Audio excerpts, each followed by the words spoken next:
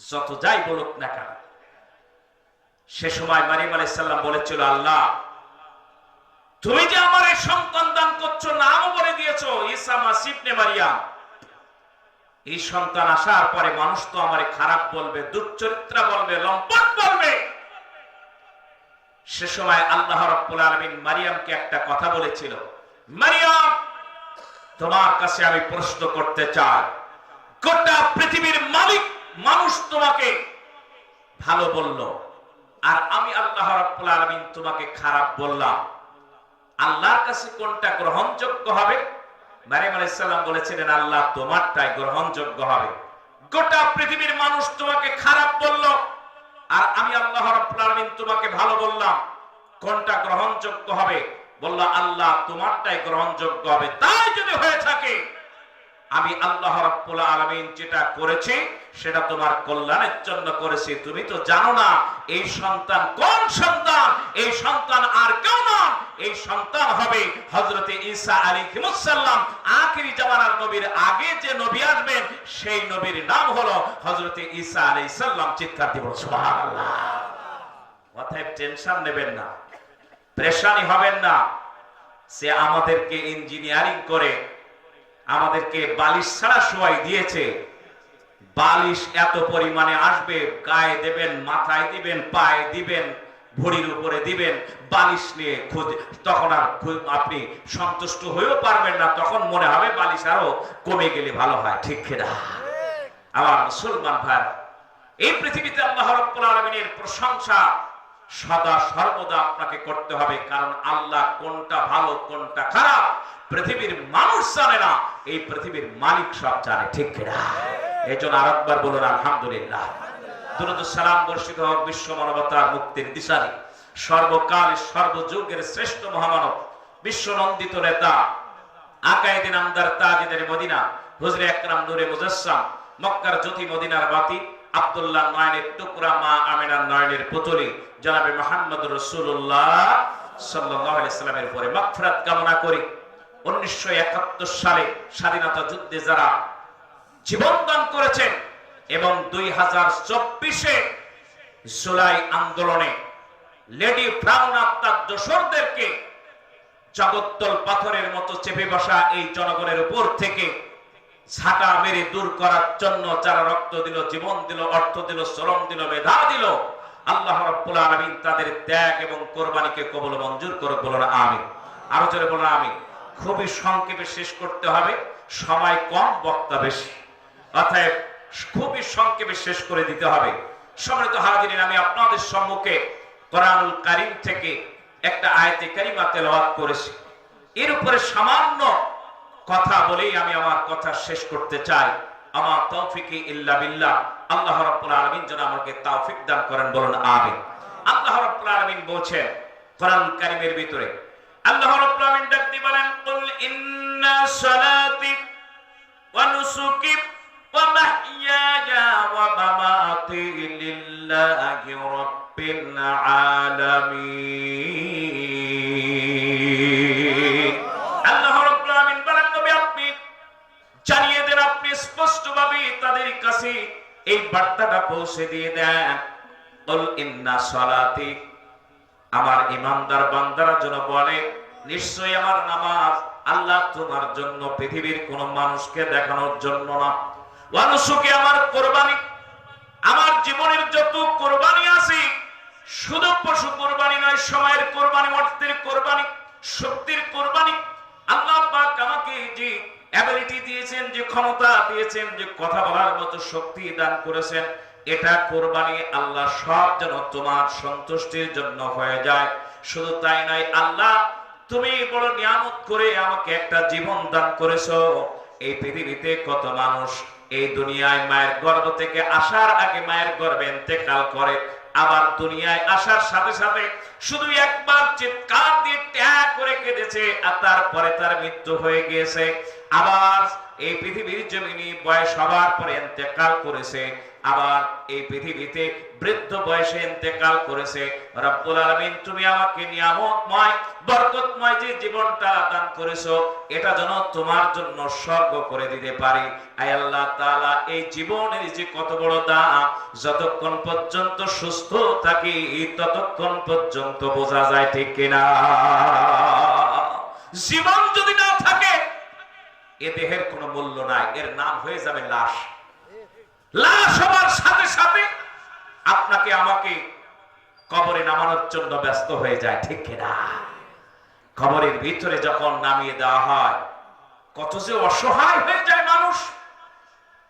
একবার যদি চিন্তা করে মানুষ, আল্লাহর কোরআনের বাইরে, দ্বীনের বাইরে সেই এক কদম ফেলাইতে পারে না, ঠিক কিনা?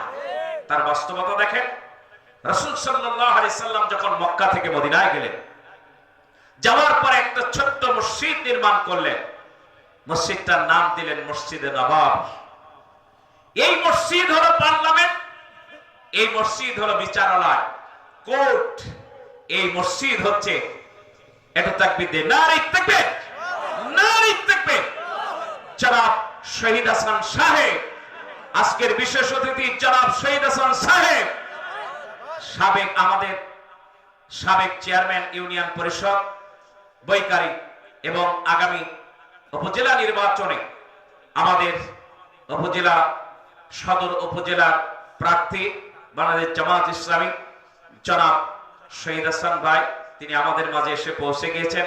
আমরা মাহফিলের পক্ষ থেকে, মাহফিল কমিটির পক্ষ থেকে প্রিয় ভাইকে স্বাগত জানাচ্ছি, আমরা ওয়েলকাম জানাচ্ছি।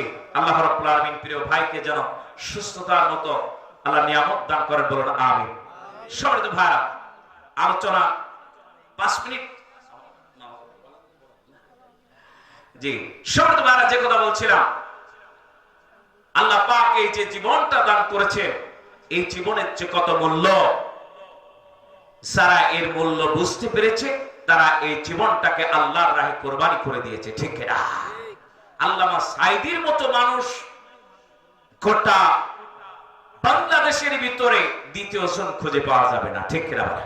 যে যাই বলুক না কেন, দল মত জাতি ধর্ম বর্ণ নির্বিশেষে গোপনে হলেও তার জন্য ভালোবাসা ব্যক্ত করে, ঠিক কিনা?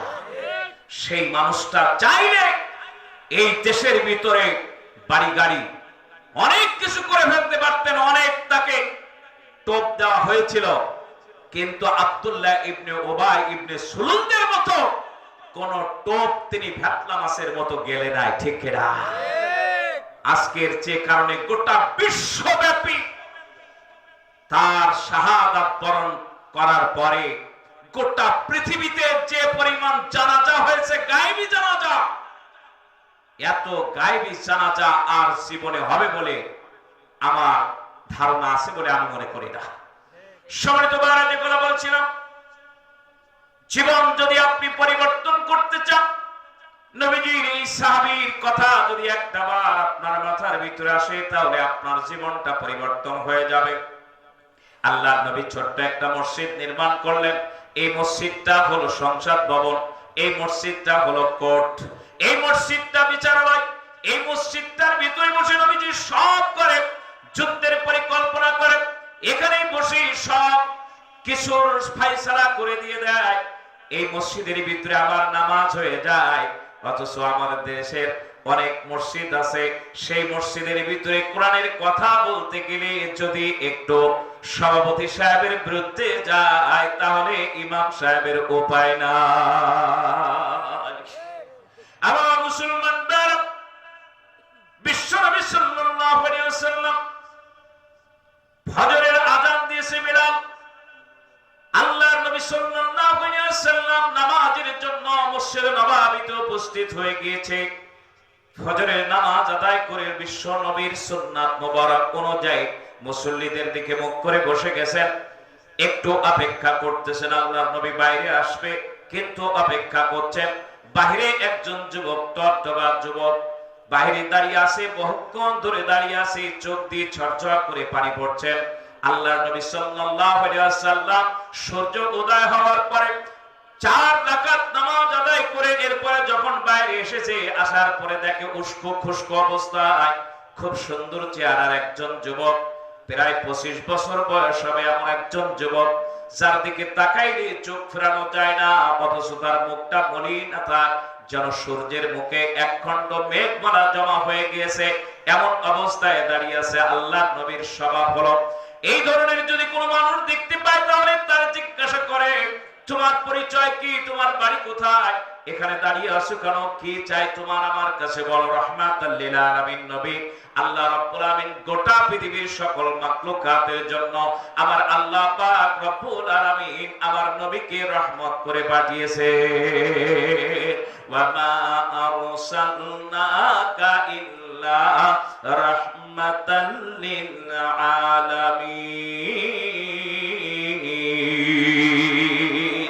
আল্লাহ রাব্বুল আলামিন ডাক দিয়ে বলেন, জলে এবং স্তরে যত মাখলুকাত আছে সব মাখলুকাতের জন্য আমার নবীকে আমি রহমত করে পাঠিয়ে দিলাম। এমন রাহমাতাল লিল আলামিন নবী, আল্লাহর জমিনে মানুষরা তাকে মারতেছে, ফেরেশতা এসে বলতেছেন, রাসূল আপনি শুধু অর্ডার দিয়ে দেন, এই তায়েফটাকে এমন ভাবে চাপিয়ে দিয়ে দেয়, তায়েফের মানুষগুলো শেষ করে দিয়ে দেয়। অথচ সেই নবী ডাক দিয়ে বললেন, না না না, যদি তারা শেষ হয়ে যায় তাহলে আমি কালেমার দাওয়াত দেব কার কাছে, এই জন্য তাদেরকে শেষ করা যাবে না। রাহমাতাল লিল আলামিন নবী জিজ্ঞেস করলেন, আল্লাহর নবী জিজ্ঞেস করলেন, তুমি এখানে দাঁড়িয়ে আছো কোনো কি চাই, তোমার কি দুঃখ, কি ব্যথা বেদনা? যুবক চোখের পানি চেয়ে দিয়ে ডাক দিয়ে বলে, ইয়া রাসূলুল্লাহ, আমি আমার একজন অপরাধী, আমার জীবনে এমন অপরাধ করেছি জানি না আমার আল্লাহ পাক আমার অপরাধ ক্ষমা করবে কিনা। আমি এখনো পর্যন্ত মুসলমান হতে পারি নাই, কালেমা পড়ে মুসলমান হতে পারি নাই, কিন্তু আমি যদি কালেমা পড়ে মুসলমান হয়ে যায়, তওবা করি, তাহলে আল্লাহ পাক আমারে ক্ষমা করবে কিনা। আল্লাহ রাব্বুল আমিনের হাবিব ডাক দিয়ে বলে, কি পরিমাণ অপরাধ করেছো, তোমার অপরাধ কি এই পৃথিবীর চাইতে বড়, যে কারণে তুমি বলতেছো অপরাধের ক্ষমা হবে না? বলে, এর থেকে বড় আমার অপরাধ আল্লাহর আসমানের চাইতে কি বড়? বলে, এর চাইতে বড়। আল্লাহ রাব্বুল আমিন এই পৃথিবীর জমিনে তোমার অপরাধ কতটুকু?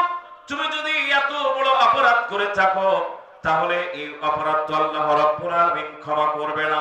তবে শুনে রেখে দিয়ে দাও, আল্লাহ রাব্বুল আলামিন যদি দয়া করে এই পৃথিবীতে যে কোনো মানুষকে আমার আল্লাহ ক্ষমা করে দিতে পারে, ঠিক কিনা? ইয়া আইয়ুহাল্লাযীনা আমানু তুবু ইলাল্লাহি তাওবাতান নাসুহা। আল্লাহ পাক ডাকতে বলে, ইমানদারগণ, এত কি অপরাধ করেছো, যদি তুমি খালেস দিলে তওবা করো, আল্লাহ রাব্বুল আলামিন তোমাকে ক্ষমা করে দিয়ে দিবে তোমার জীবনের সব গুনাহ। ওয়া ইয়াগফিরু লাকুম যুনুবাকুম, আল্লাহু গফুরুর রহিম। বলো সুবহানাল্লাহ। আসলে আমার ভাই, এজন্য আল্লাহ রাব্বুল আলামিন, যেহেতু আগেই বলেছি বক্তা বেশি সময় কম, তার ভিতর দিয়ে আলোচনা করে বের হয়ে যেতে হবে। যেহেতু মেহমানগণ আসতেছেন, একটার পরে এখান থেকে হয়তো বা আরেক জায়গায় যাবে, সে কারণে আমাদের সম্মানিত মেহমানদেরকে সুযোগ করে দিতে হবে। তা না হলে 10 জায়গায় যদি না যেতে পারে, 2 জায়গায় না যেতে পারে, তারা অসন্তুষ্ট হয়ে যাবে, আমরা হই, তার অন্য লোক হবে না কেন? তো সেই কারণে মেহমানদেরকে সুযোগ করে দেওয়ার জন্য, যেহেতু আপনারা আমার আপনজন, আগামীকালকেও তো আপনাদের সাথে আবার কথা হবে ইনশাআল্লাহ ননগুলা মাদ্রাসা মাহফিলে। এরপরে কালকে আমাদের কাশেমপুরেও আছে, তো সব মিলিয়ে আপনাদের সাথে আবার দেখা হবে। আল্লাহ রাব্বুল আলামিন যেন আমাদের তৌফিক দান করেন, ঈমানের পথে, কোরআনের পথে আল্লাহ পাক যেন আমাদেরকে সুদৃঢ় সীসাওয়ালা প্রাচীরের মতো অকুত ভাবে দাঁড়িয়ে থাকার আল্লাহ তৌফিক দান করুন। আল্লাহুম্মা আমিন। ওয়াসসালামু আলাইকুম ওয়া রাহমাতুল্লাহি তাআলা ওয়া বারাকাতুহু।